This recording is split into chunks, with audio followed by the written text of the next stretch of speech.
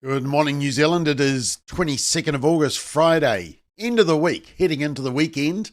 This time next week, we'll be at the Forum on the Family. Looking forward to that. Anyway, this is Daybreak.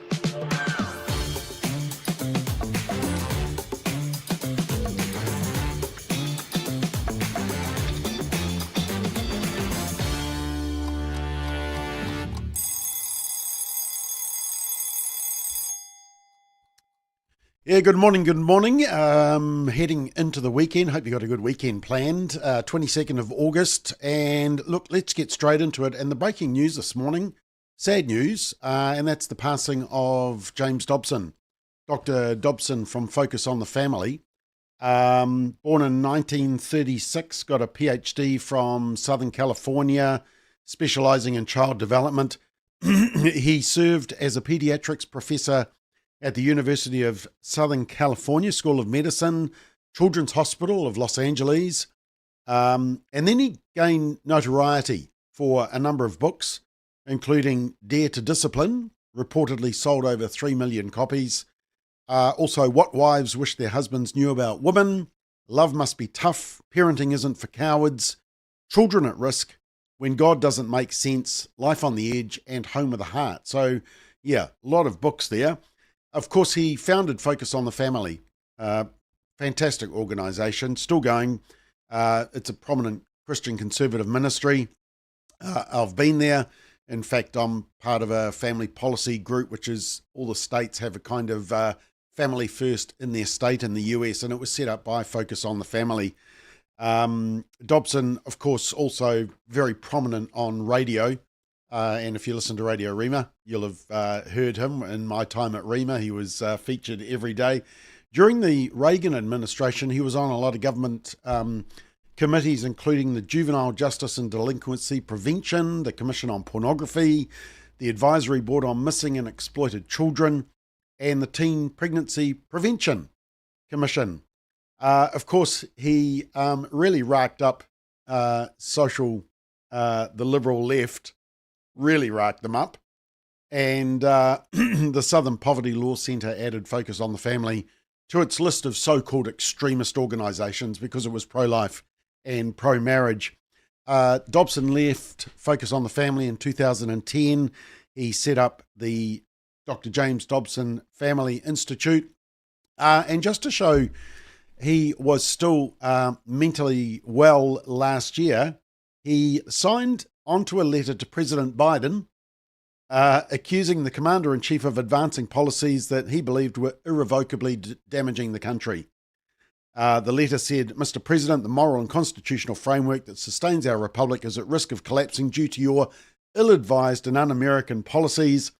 We urge you and your administration to seriously consider your overwhelmingly low approval ratings and failing policies and take immediate corrective action. So there we go. He was still sharp as a tack. But we remember Dr. James Dobson, wonderful man, incredible legacy, and rest in peace. Good and faithful servant. And he is survived by his wife. So that was the sad news breaking this morning. All right. This story continues. I talked about it earlier in the week. Name suppression for a terrible child pornography case seems to be protected because they were wealthy. And we have written to the Solicitor General asking to both appeal the outcome, the punishment, which was 29 months for almost, 12,000 images. I mean, every one of those images represents abuse of a vulnerable child, and some of them were very young children. And the problem is that with name suppression, then everybody tries to guess who it is. And so some people names are being slighted because of the fact that nobody knows who this is. I think name suppression should only apply for the benefit of the victim, not the benefit of the offender. And so they should be named. This was a fascinating case out of Canada where a nurse has been fined almost $100,000 and suspended from practicing for a month, basically because she put up this sign, was involved with the sign, I love J.K. Rowling, around the whole transgender issue, because J.K. Rowling, of course, believes only a woman can be a woman and a man can't get pregnant. Amy Ham, a nurse and educator with 13 years' experience, was disciplined by the British Columbia College of Nurses and Midwives after she co-sponsored this banner, this billboard here. And of course, it was referring to J.K. Rowling's view on biology and women's rights. And she was accused of hurty feelings, of so-called transphobia. And what followed was a year-long investigation, a report, 332 pages, and 22 hearing days. 22 days arguing about hurty feelings. She said the college has chosen to punish me for statements that are not hateful but truthful. And she said, I'm appealing because biological reality matters and so does freedom of expression. Just incredible what's going on in Canada. Related to that, this was in the Herald yesterday. A neo-Nazi wants to be in a woman's prison because of his self-identification. If you squeeze your eyes really squinty, you might just see a woman there. Well, maybe. This story also broke after Daybreak on Wednesday, and it's a transgender woman, so it's a dude, biological man, who's devastated because he can't be in the women's division of darts at the World Darts Games or whatever it is. Well, actually, he shouldn't be devastated because he can still play. He can still play darts.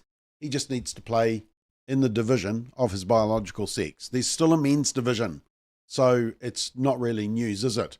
Dumbo decisions still coming out of Wellington City Council, so they don't bother reviewing a massive blowout in a budget of 85 million, which ratepayers are going to be responsible for. But what they do is virtue signal and say, oh, we're going to divest from Israel. We're going to support Hamas and terrorism. That's Wellington City Council for you. Yeah, weird place. Anyway, we'll see what the council elections reveal.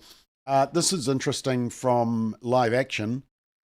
A study which has just come out in the American Medical Association, the journal, JAMA, has revealed that active medical treatment and the survival rate of babies born as early as 22 weeks is increasing.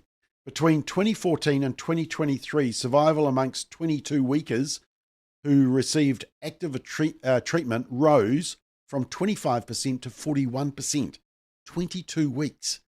And rates of survival for those who didn't receive active treatment rose from 7% to 32%, a third of them at 22 weeks. Now, this is significant because, of course, well, firstly, people argue that it's just a blob of tissue. It's not. It's a human being, as we all know that. But secondly, doctors often thought, okay, 22 weeks, there's no chance of survival.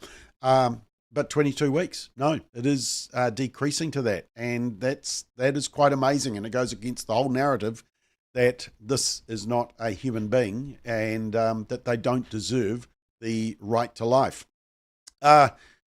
Donald Trump has been talking about his faith and going to heaven or trying to get to heaven. Have a listen. I want to end it. We're not losing American lives. We're not losing American soldiers. We're losing Russian and Ukrainian, mostly soldiers. Some people, as missiles hit wrong spots or get lobbed into cities like Kiev and towns. But, if I can save 7,000 people a week from being killed, I think that's I want to try and get to heaven if possible. I'm hearing I'm not doing well. I hear I'm really at the bottom of the totem pole. But if I can get to heaven, this will be one of the reasons. Well, I think I saved a lot of lives with India, Pakistan. They were going at it. The planes were being shot down. That was going to be maybe a nuclear war. Yeah, now the interesting thing is that the commentators wrote about this commentary. I mean, it's kind of tongue-in-cheek, but they do write one of the, and they just quoted what Trump had said about, trying to be good enough to get into heaven. And this will be one of the reasons these peace talks, these peace efforts. And it's interesting watching the media coverage of all of this. And, they're really struggling to give credit to Trump for these peace talks and getting all these world leaders together, which Biden never would have because he would still be napping. But he makes this statement that he hopes it gets him into heaven. And this commentary says, reminds us, one of the thrilling and overwhelming reassuring aspects of Christianity is that admission to heaven isn't merit-based. There is no totem pole to climb, no boxes to check, no way to earn our way by being great or even good enough. Whether you make it to heaven won't be decided like a photo finish of a race. Close won't be close enough. As much as anyone can understand the president's desire, the Bible is clear when it comes to the pathway to heaven. John 3:36, whoever believes in the Son has eternal life, but whoever rejects the Son will not see life, for God's wrath remains on them. As Christians, we don't have to wring our hands in worry or frustration. We don't have to wonder about our eternal destiny. Believe and be saved. Simple and yet so beautifully profound. So there's some good advice for Donald Trump as he thinks about heaven. Somewhere that's not heaven was going to be Hastings, and good decision. Somebody applied to the Hastings City Council. They wanted a liquor license, but they also wanted to use the liquor license to run a brothel. And the good news is that all the mayoral candidates said, no, we don't want a brothel in the main street of Hastings. Good decision. There is still a stigma against prostitution and against brothels, against so-called sex work, which is actually exploitation of vulnerable women. And good to see that the local leaders of Hastings are standing up. I also saw Helen Clark was very upset. She's back to the abuse of female MPs, and that she was gutted when Jacinda Ardern left politics. And, apparently the abuse only goes to female MPs. I wonder if Helen Clark's spoken to Andrea Vance from Stuff. Andrea Vance, who called all the female MPs the C word. And apparently that was okay.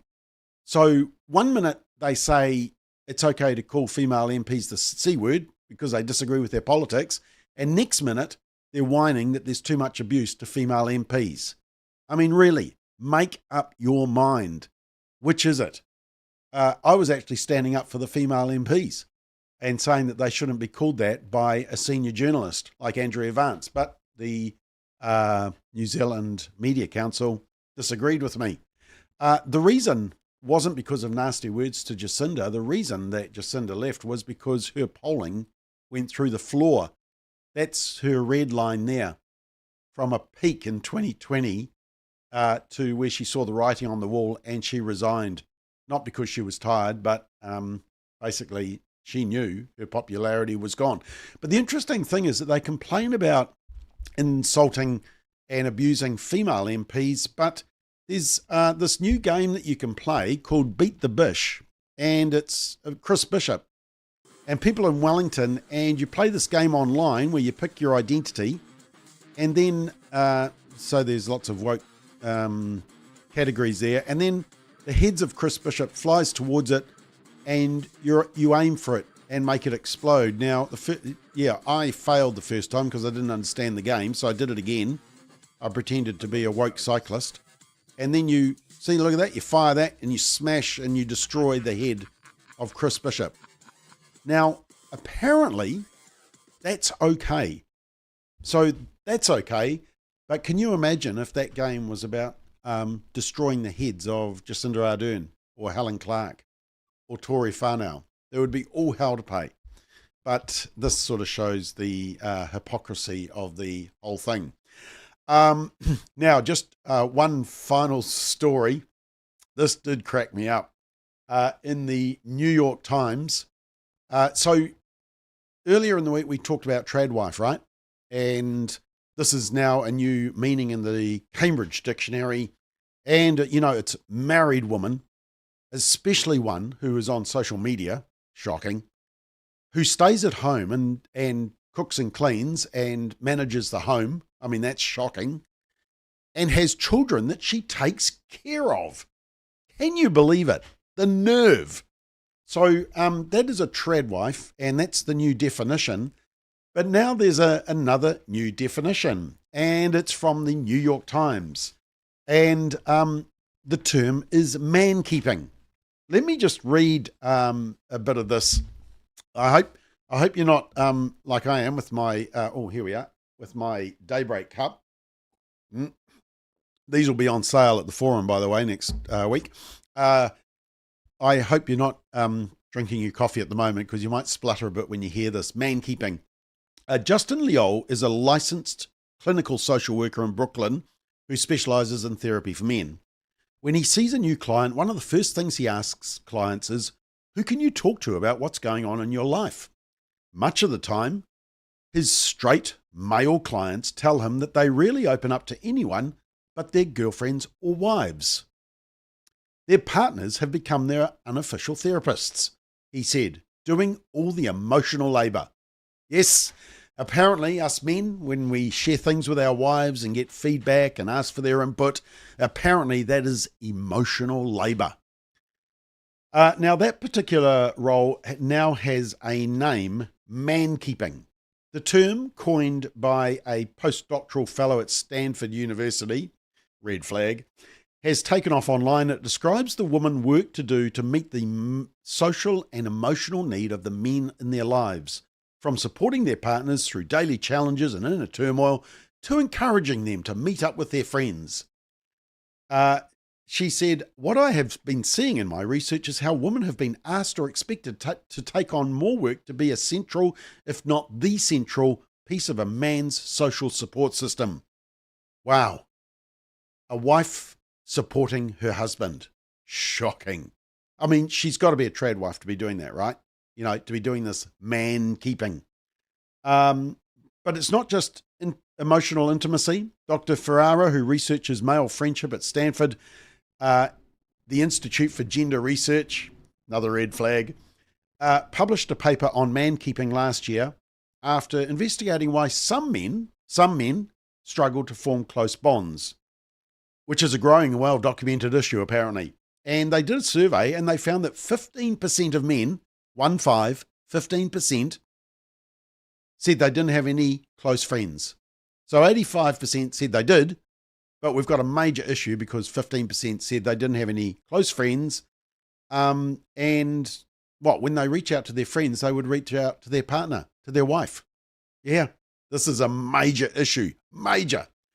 And Dr. Ferrara sees man-keeping as an important expression of the concept of kin-keeping, the work of keeping families together that researchers have found tends to fall disproportionately on women. Yes, apparently it's only women who are keeping families together, and it's disproportionate. They are the victims. Now they then go to, the media. They always go and find an example of this.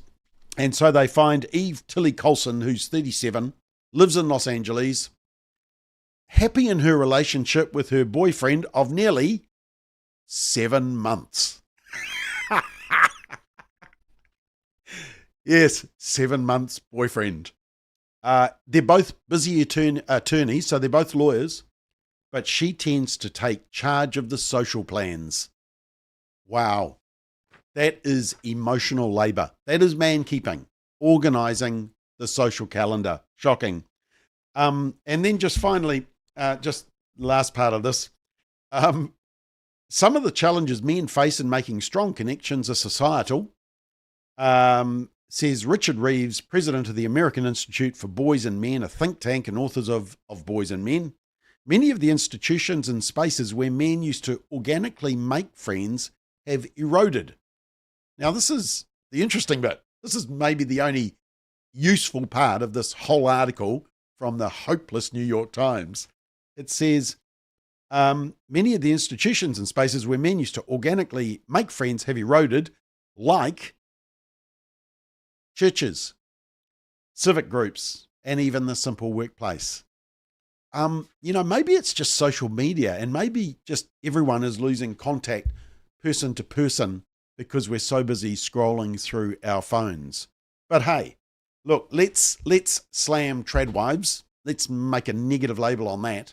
And then let's slam marriage in general and man-keeping, and it's a whole liability on women and emotional labour, and women are being unfairly targeted, and man-keeping is just another. I mean, look at the title, Why Women Are Weary of the Emotional Labour of Man-Keeping. So there we are. There's your story from the New York Times, and it's why nobody takes the media seriously anymore. Now, this time next week, Friday, is the Forum on the Family. We've got an amazing lineup of speakers, and keen for you to register. Now, registrations close Sunday night, so you need to get in. It's filling up fast. It's going to be an amazing gathering of social conservatives next Thursday night.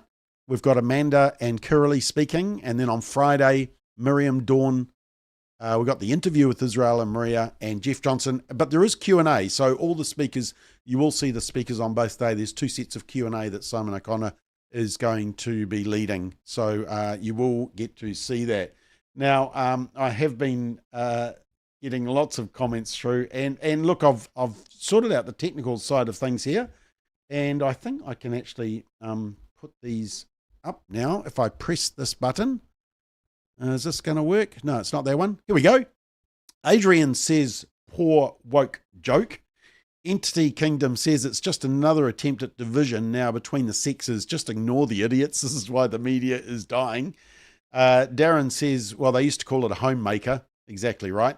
Sometimes it's even the man.